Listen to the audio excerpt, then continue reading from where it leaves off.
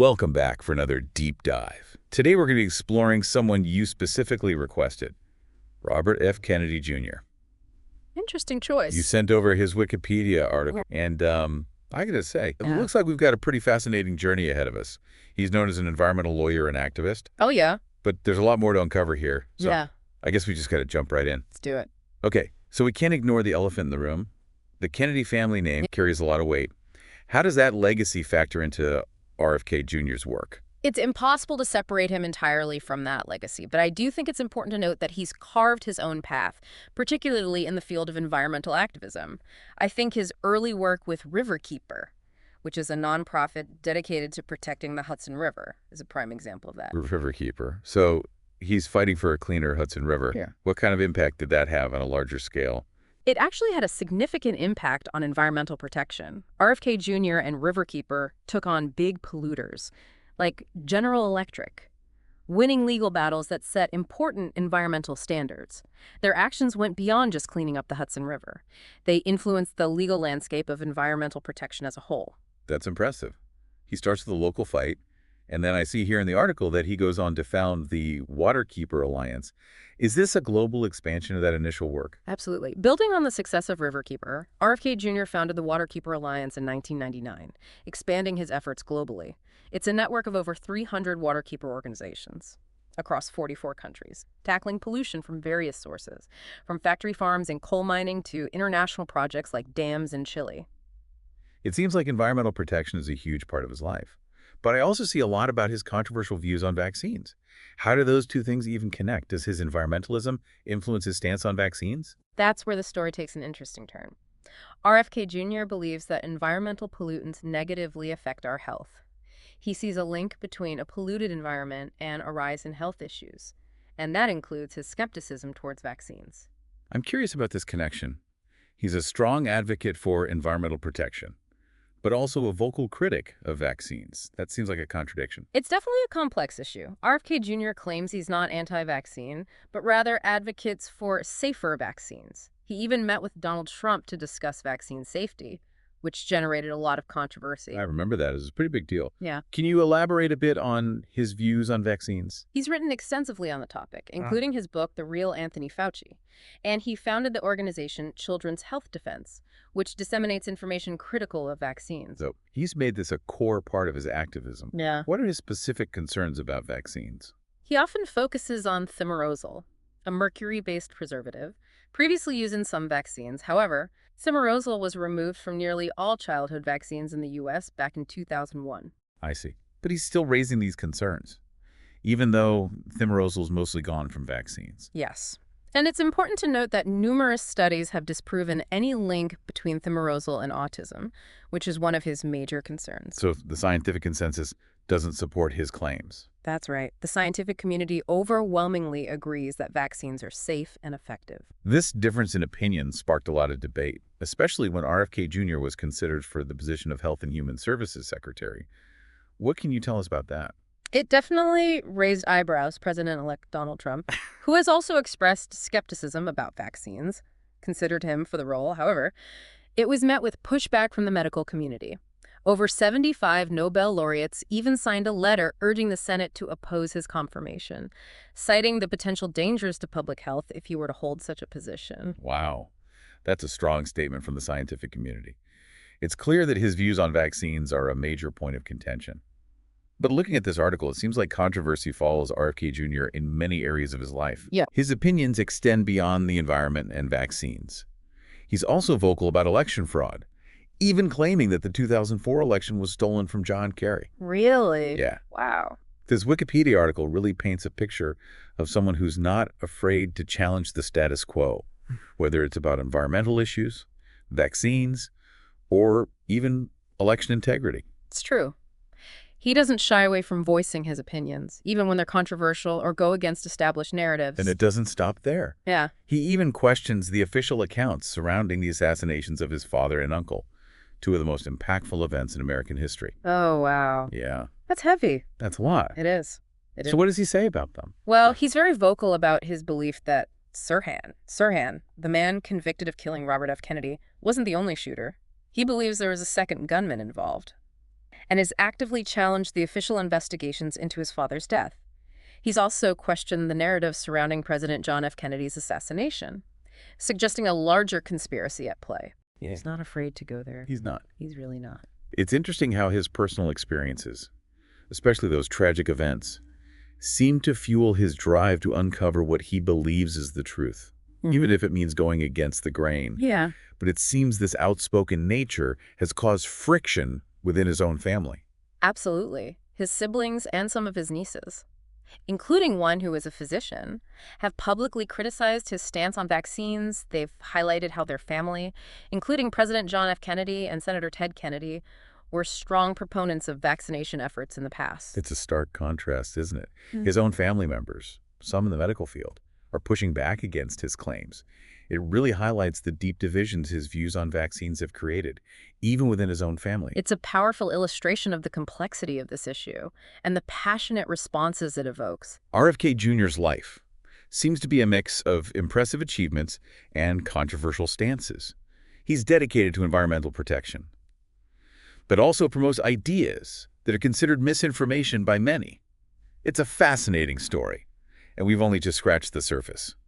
But before we dive deeper, I think it's time to share something exciting with our listeners. I'm all ears. We're thrilled to announce that we've launched a GoFundMe campaign for Standing in the Gap. We're so passionate about bringing you these deep dives. Yeah. And we're always striving to improve the quality of the show. I love that. You know? Yeah.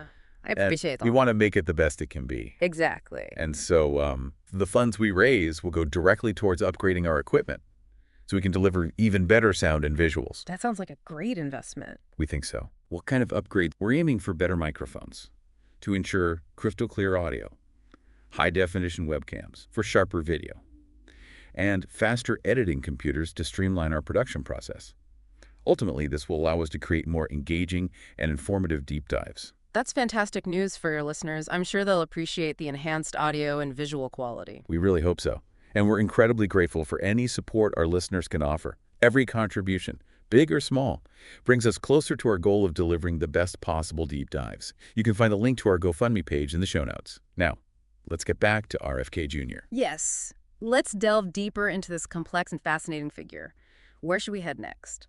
Let's explore some of his more controversial opinions and actions, especially those connected to his environmental work and legal battles.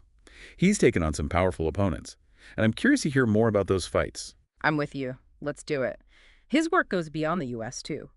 This Wikipedia article you shared highlights some of his international efforts, particularly in supporting indigenous communities and protecting their land and resources. Yes, that caught my attention as well. He mentions he worked with groups in Chile and Canada, fighting against large-scale energy projects.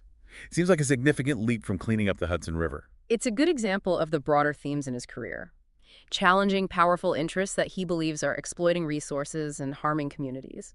In Chile, for instance, he partnered with indigenous groups opposing the construction of dams on the Biobío River, a major waterway in the region.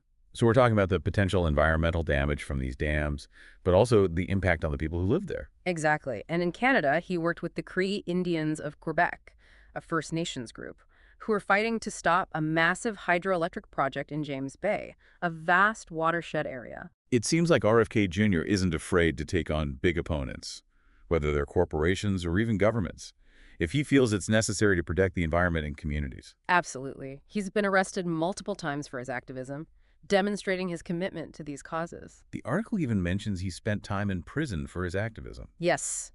He spent 30 days in a Puerto Rican prison after trespassing on a U.S. Navy base in VX. He was protesting military exercises that he believed were harming the environment and the local population. Wow. That's a serious commitment to his beliefs. But even within the environmental movement, his views haven't always been universally accepted, right? There was that controversy surrounding his stance on a wind farm project. You're referring to the Cape Wind project off the coast of Massachusetts. RFK Jr. opposed this offshore wind farm, arguing that it would be too costly and would damage the local fishing industry. It's interesting how he's willing to break with traditional environmentalist views if he feels a project is harmful. It's a good reminder that even with shared goals, like environmental protection, there can be disagreements and different approaches. RFK Jr.'s stance on Cape Wind definitely put him at odds with many environmental groups who saw the project as a step towards renewable energy. It seems like he follows his own convictions, even if it means challenging his allies. It's definitely a unique approach, and his controversial opinions extend beyond environmental issues. You're right. Aside from his stance on vaccines, which we've discussed, his claims about the dangers of certain pesticides are notable. What specifically is he concerned about when it comes to pesticides? He focuses a lot on atrazine, a widely used herbicide. He argues that it causes serious health issues and even links it to a rise in transgender individuals. Wait, he's connecting a pesticide to gender identity. That seems like a stretch. It's a claim that has drawn criticism from scientists. There's no scientific basis to support the idea that atrazine causes people to be transgender. He cites a study that found atrazine can disrupt hormone development in frogs, but that's a far cry from drawing conclusions about human gender identity. It seems like he's drawing conclusions that aren't fully supported by the scientific evidence he cites. That's a concern raised by many scientists and health experts who scrutinize his approach to scientific data. They argue that he's taking isolated studies and extending their findings to support his pre-existing beliefs. So there's a disconnect between the scientific consensus and his interpretation of the data. Are there other areas where we see this pattern? His views on food allergies are another example. He argues that there's a link between the increase in childhood food allergies and the rising number of vaccines children receive. I've heard that claim before. Is there any scientific evidence to back it up? No. Major health organizations like the CDC have consistently debunked the claim that vaccines cause food allergies. So we're seeing a recurring theme. RFK Jr. identifies an issue, latches onto a specific scientific study, and then draws conclusions that go far beyond what the study actually demonstrates. It's an important observation. It highlights the need for critical thinking when evaluating information, especially when it comes to complex scientific topics. It's easy to fall into the trap of confirmation bias, seeking out information that confirms what we already believe. But shifting gears a bit, it's clear that his family history, especially the tragedies he's experienced, has deeply shaped his worldview. He even wrote a book defending his cousin, Michael Skakel, who was convicted of murder. The murder of Martha Moxley was a high-profile case, and RFK Jr. was adamant that Skakel was innocent. He believed that another man, the family tutor, was the real killer, and he wrote a book called Framed to argue his case. It's interesting that Skakel's conviction was eventually overturned. It is. Whether RFK Jr. had any influence on that is debatable, but it shows how deeply invested he can become in these cases, especially when family is involved. And of course, there's the ongoing debate about the assassination of his own father. He's been very outspoken about that, hasn't he? He is a firm believer that Sirhan Sirhan, the man convicted of killing Robert F. Kennedy, wasn't the only shooter. He argues there was a second gunman and has challenged the official investigations into his father's death. This is a long-held belief of his, and he's put a lot of effort into trying to uncover what he believes is the truth. It's fascinating how these personal experiences, the losses and the mysteries surrounding them, seem to drive his pursuit of what he perceives as justice and truth.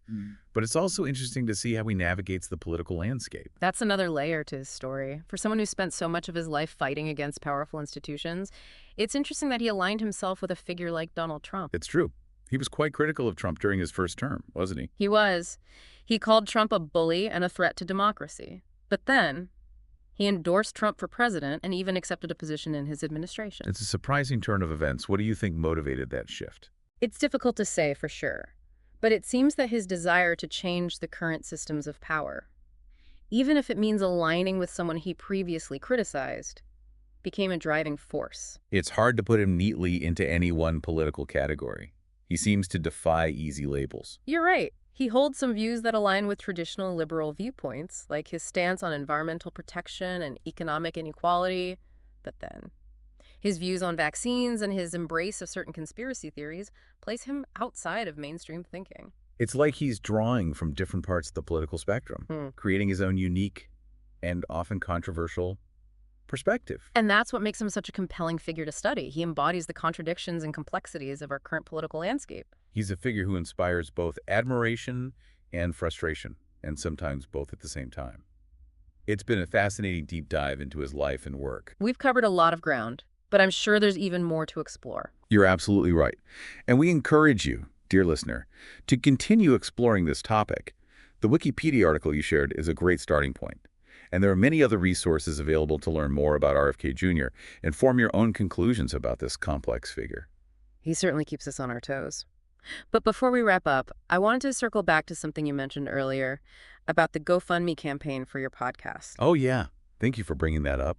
As you know, we're passionate about delivering these deep dives to our listeners, and we're always looking for ways to improve the quality of the show. And it sounds like this campaign could really make a difference in achieving that goal. We believe so. Yeah. The funds raised will go directly towards enhancing the quality of Standing in the Gaps, specifically focusing on the audio and visual aspects. I think that's a great idea. Clear audio and visuals are so important for engaging with information, especially in a podcast format. Exactly. We want these deep dives to be as informative and enjoyable as possible, so we're aiming to upgrade to better microphones for clearer sound, higher quality webcams for a sharper picture, and more powerful editing computers to make the production process smoother. Those upgrades will definitely have a positive impact on the listening experience. We're excited about the possibilities, and we're incredibly grateful for any support our listeners can offer. Every contribution helps us get closer to our goal of delivering the best possible deep dives. For anyone who wants to learn more and support the campaign, you can find the link to our GoFundMe page in the show notes. I'll definitely check it out. It's commendable that you're investing in the show and your commitment to providing this kind of in-depth analysis. Well, thank you. It's been a fascinating journey exploring the world of Robert F. Kennedy Jr. He's a man who defies easy categorization. And I think this deep dive has only scratched the surface of his complex story. I agree. And as always, we encourage our listeners to continue exploring this topic and form their own opinions. That's right. Do your own research, delve deeper into the sources, and draw your own conclusions. And thank you for joining us on this deep dive into the life and work of Robert F. Kennedy Jr. We'll see you next time.